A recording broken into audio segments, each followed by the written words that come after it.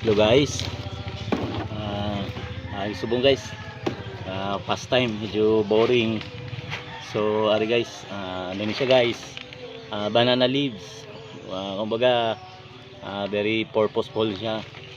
Ito yung banana leaves, ito yung ginagawang walis tingting. So ito guys, ano ko na to kanina, pinitas. Yan, ito yung mga dahon niya. So ito na, tinanggal ko sa tangkay. Ayan. Tapos ngayon, lalagisan ko, tatanggalin yung pinakaano niya, yung bukog kung tawagin sa Ilonggo, yung tingting. Ito na yun guys.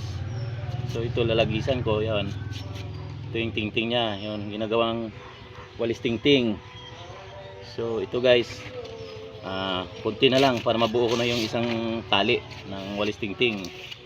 So ayan guys, ito lang yun. Pang tanggal pagod, nalilibang ka na, nagkakapera ka pa. So ito guys, ganito lang siya kasimple. Ayan, ayan, ganun guys, iwaan mo siya, tapos sabay ganunin mo. Ayan, din pipinisan mo ganyan para lalabas yung ano niya. Ayan, yung pinaka stick nya sa gitna, yung ano ng walis tingting, yung ano ng leaves ng banana. So ito guys, yan, nalilibang ka na, bawas-bawasan pa yung stress mo, magkakapera ka pa. Kunting tiyaga lang guys. Kaya pag sa buhay, basta masipag, may tiyaga lang, tsak, hindi ka naman talaga magugutom ito guys, actually kanina pa ako naglalagis nito. So ito guys, yung mga nalagis ko, ito na siya, mabubuo na siya ng isang tali. Ayan, ito guys, ang tali na to. Tapos ang materials ito, ang itatali, ito guys, ito siya, interior ng goma. So inano ko siya, in-slice ko para pantali rito. So ganito lang siya guys.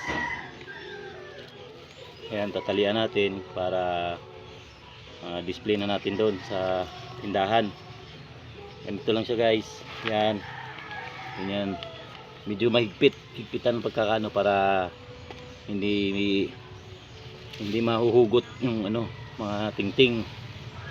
Ayan. So sabayan mo siya guys, i-fix mo ganyan.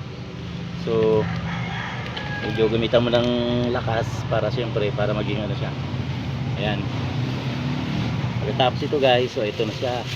Ito na. Puputulan natin tong dulo para magiging ano na siya, pwede na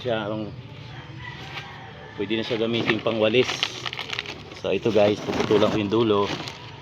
Ayan. Ayan. Ayan na guys. Ayan, walis na. Pwede na siya pang ayan. Ayan. So okay guys, see you.